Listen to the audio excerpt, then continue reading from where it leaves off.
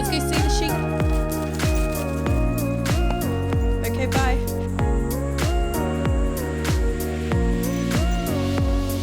Sheep. What you doing? Good morning. Hi. Morning, lazy bums.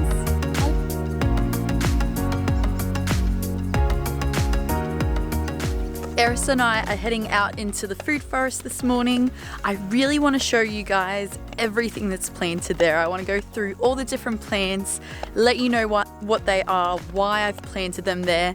Most of them are native to around North New South Wales, Queensland, and a lot of it is temperate as well. So I've kind of mixed up what can be planted here and also risked a few things, hoping that they'd work out. So yeah, I'm excited to share it with you.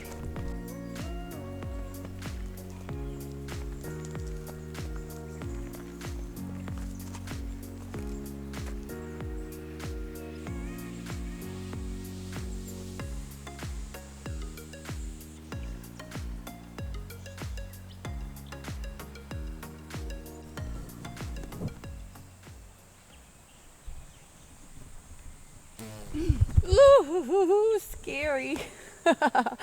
Go way too close for comfort. Can you tell I don't like bugs? Alright, so as we enter the food forest, I've got a pathway heading down into it, and here on my left hand side I've got the native leeks.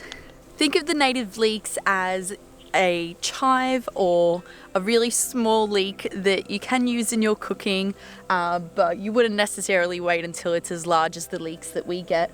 Right now they're setting seeds, which is awesome, and that's exactly what I want because the leeks form part of my ground cover and ground crops level of the food forest. So the whole point of the leeks, as well as like the yam daisies, the greens, and all the other things that I'm going to show you on the ground level, the reason that I have them planted in my food forest is so that they can cover the ground instead of the other weeds and grasses that grow around here that have been introduced. So I'm trying to replace the weeds and the grasses that were introduced by the European settlers and instead start to encourage the more native things to take over.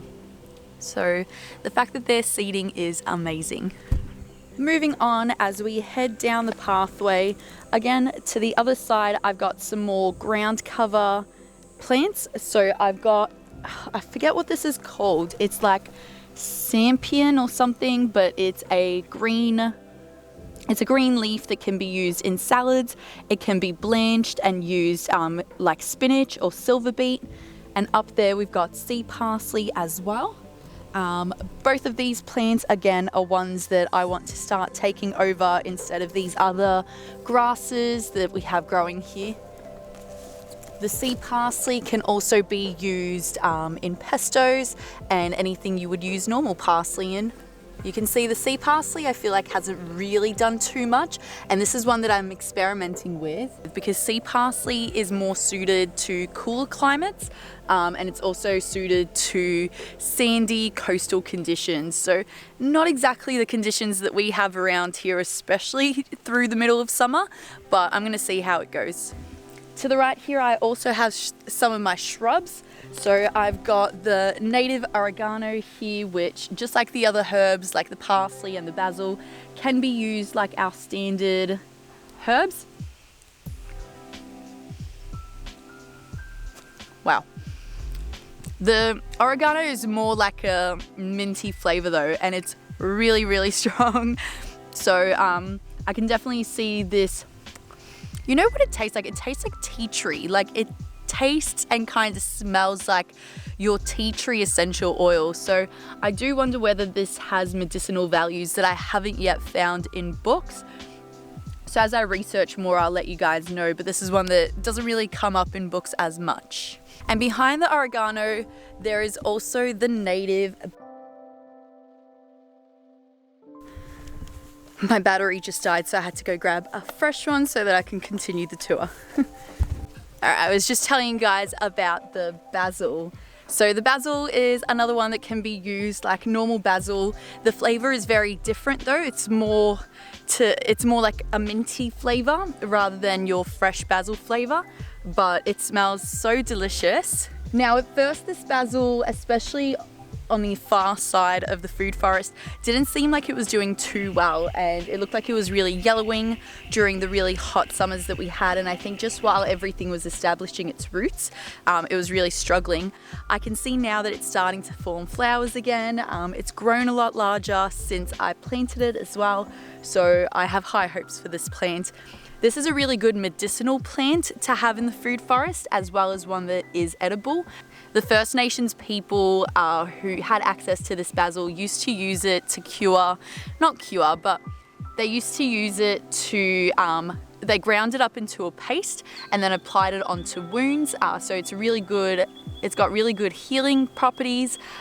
It's very antiseptic, so it's a good one to digest or to put onto things when you're not feeling so flash. Right behind the basil is my yam daisy. And I don't know if you can see, but that's not looking pretty good. But I do have another one that's doing a lot better just behind it. So let me step over there.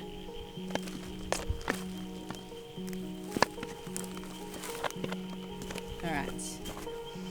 This is what it should look like. And you can see that the flowers look a lot like, right here, these dandelion flowers. So yam daisies are really incredible. They're actually a root crop, very similar to carrots. I read that they're very similar to the way that carrots used to be 400 years ago. So right now in their stage of development, they're quite small and stout.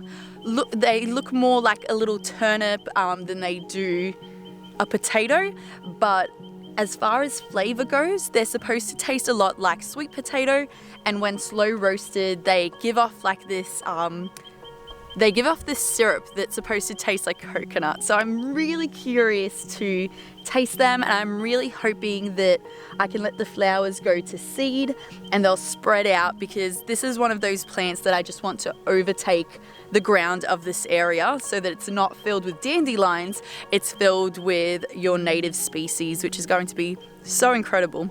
One way to tell whether it's a yam daisy flower or a dandelion flower is, look, we can compare the way they look. So the way they look is very different. One is a little bit more delicate, but also the underside is supposed to have this red color. And also the leaves are a little bit different. So a dandelion leaves are a little bit more serrated, furry, and kind of stout, while the yam daisy is a lot longer. It does have the serrated edges, but not quite so much. You can see I have another bush basil here as well.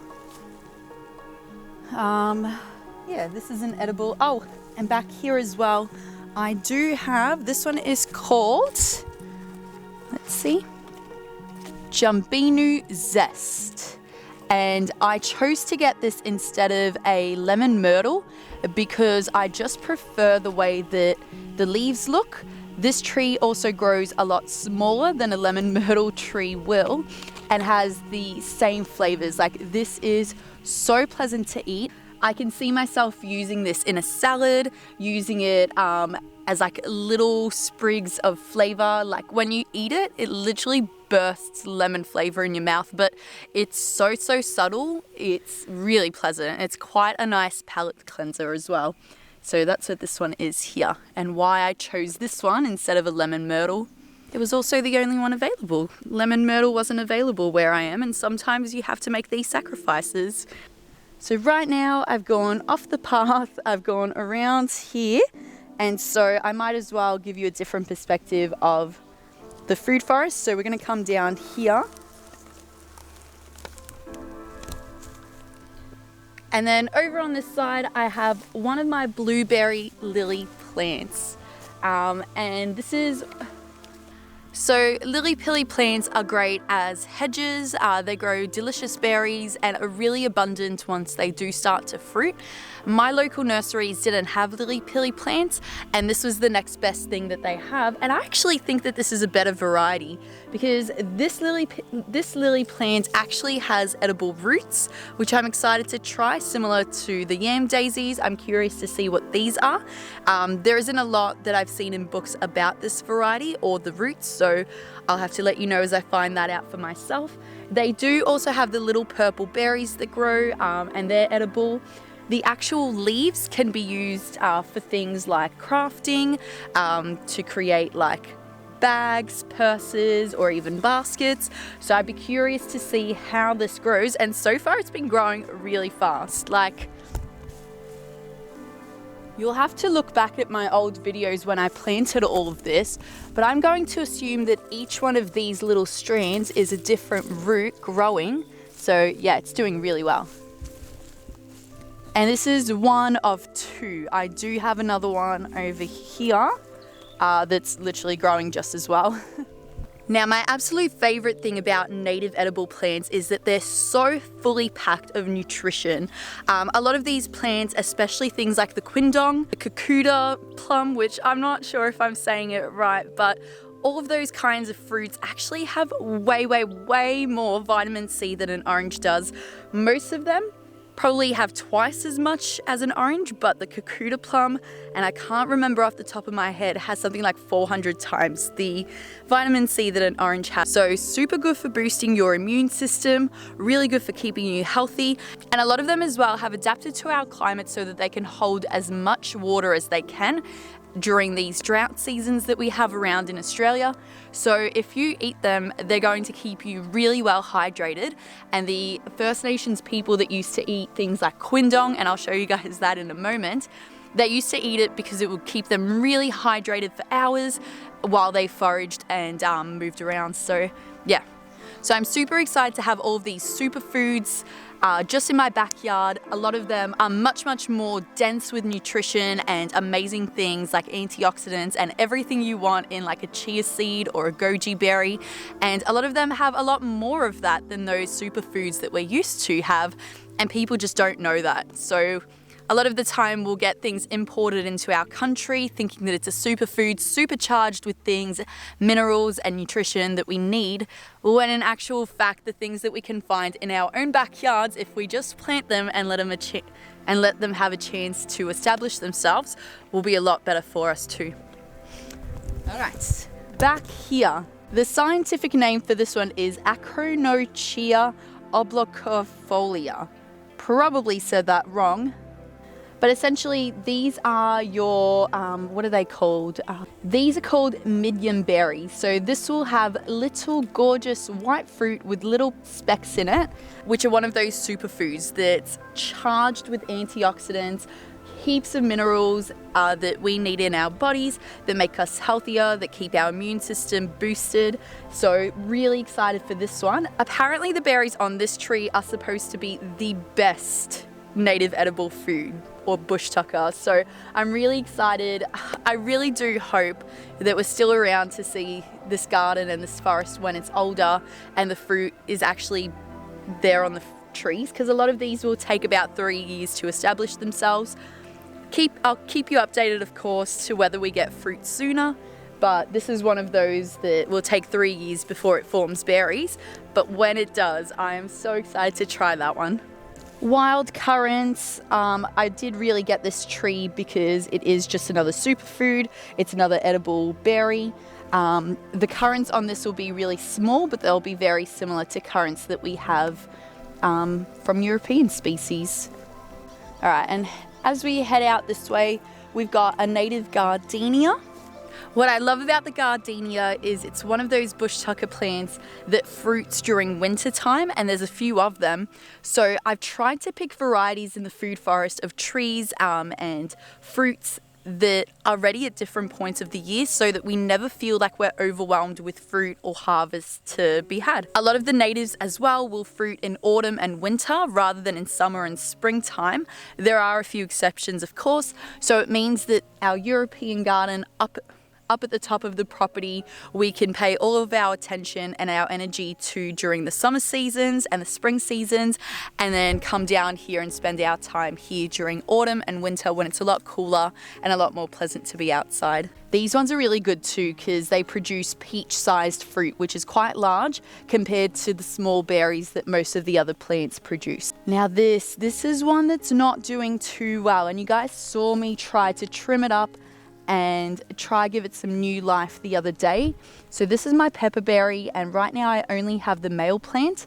This one does need to have both male and female to produce food, but it's a plant that's also better suited to a cooler environment. Like the name is Tasmanian pepperberry, so I think it's just been cooked in the sun that we've had. Hopefully the rain that we've had will give it some new life. I've given it a bit of a haircut to reduce how many leaves and things it needs to give energy to, and I really do have my fingers crossed that this is going to survive, because this is a really incredible, super powerful plant to have in our garden. I really want this to replace our normal peppercorns so that we can use it in just about everything, because salt and pepper are those things that you use in everything. So please survive.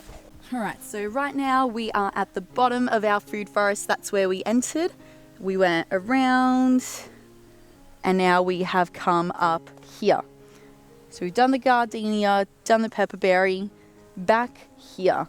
Alright, so on this side of the food forest I have a lot of my bigger trees, because this is the side that tends to be impacted by the winds. This side will not shade out the rest of the area, but if these trees were to be planted anywhere else in the food forest, they would shade it out. So I had to be really clever to put all of these really tall trees towards the back of the food forest, and many of them in the right conditions can grow over 20 meters. The quindong back there I keep talking about because it's truly an incredible tree to plant. That one can grow up to 80 meters, guys. Like, it's crazy how big these trees can grow, and I totally understand why you wouldn't find them in a normal garden, because there's that fear that that tree will grow so tall I won't be able to manage it, or because it's fast growing you have to maintain it more often to keep it at a lower level. So all of these trees, and even fruit trees like apple trees, grow as tall as they will unless you prune them, unless you keep them low. So just think about where you're planting them. Think about how you'll maintain them. Just like a hedge needs to be maintained, trees can be maintained as well. All right, so this is a plum pine. I believe that this is the Illawarra plum. Don't think there's too much that I really need to say about this one. Oh, the Illawarra plum is one that's better suited to savory dishes. So this one complements really well like your chickens, your steaks, and those kinds of things, so it'd be really good in a sauce. Back here is the quindong. This is probably going to be my favorite tree. It bears these incredible blue fruits, and this is the one that I was talking about being absolutely packed with antioxidants and immunity boosting factors. So this is one that, yeah, will be really incredible here. A quindong does really well having plants around it that are going to support its growth, and so for this reason I have picked over here a wattle tree. So this one's a raspberry jam wattle, and I'm still unsure which wattles you can actually harvest seeds from. The wattle seeds are so delicious. They have this nutty, chocolatey, coffee kind of flavor to them, and they're really, really small, and you can ground them up even more.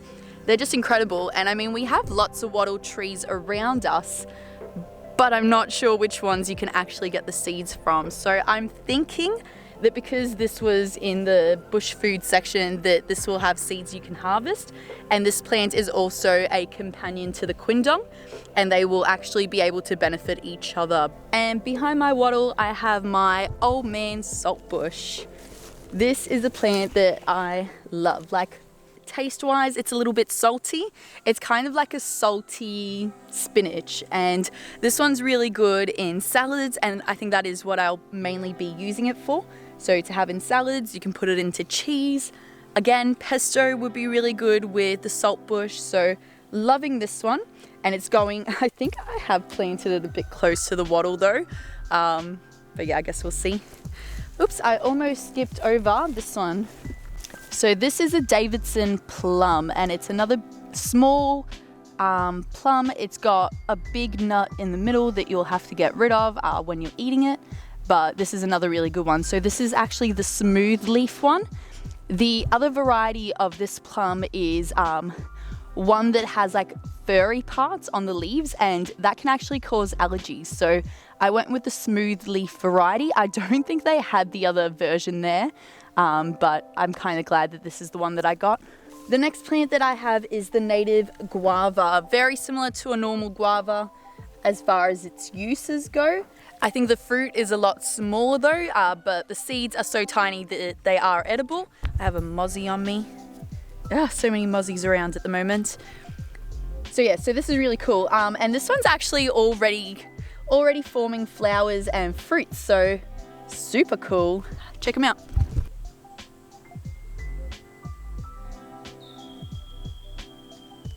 So these trees are a little bit smaller because essentially I've planted them in spots where they could potentially shade out other plants when the summer sun is overhead there before it heads up to the top of the sky. So over here I've planted my macadamia nut. This is probably the only commercial nut that you'll see that is actually native, and macadamia nuts are fantastic. So the shells can be a little bit tricky to take off, and so you will need a tool to do that. Hopefully we'll get a chance to try crack some nuts open and I can give you some tips on that. And then the final tree in the food forest, another small tree here, is the small-leaved tamarind. This one looks so cool inside, honestly. So it's quite tangy. It actually fruits twice a year as well, which is really cool. There's a few varieties of bush foods that actually produce fruit twice a year instead of just once, which just means you're even more abundant with fruit and really delicious food. The one downside of native bush foods is that a lot of it is small. And then the very last thing planted in our food forest is the warrigal greens. Warrigal greens is an alternative to spinach. It's one that when the European settlers came to Australia, it was one of the few vegetables that they actually recognized and could eat. This is actually found in France and it's called something different. It starts with T, like tarragon or tarragon, something like that, but incredible. Like, it's already spreading out. It's doing exactly what I want. Look at it go. Like, it used to be this tiny little plant and now it's just everywhere, which is what I want. Some more leeks over in the corner there. And that's it. That is our food forest. Why is there a chicken there? I better go look after my very crazy farm before anyone else does anything weird. But I really do hope you've enjoyed seeing the different varieties and levels in the food forest, a little bit of an idea of why I planted some of them as well as the location of them. If there's anything else you want to find out about any of the varieties in here, or if there's anything that I kind of skipped over and didn't talk too much about, let me know. I'm trying my best to give you guys as much information as I can without making like an hour-long video for you, but yeah. So far it's going well. A few successes like the warrigal greens and some of the trees, and a few things that aren't going so well like the pepperberry bush. But I'm hoping with time, as the roots settle in, the summer goes away and we get some cooler weather, this might do a lot better, especially the varieties that need cold weather. What are you doing? You don't even lay eggs yet.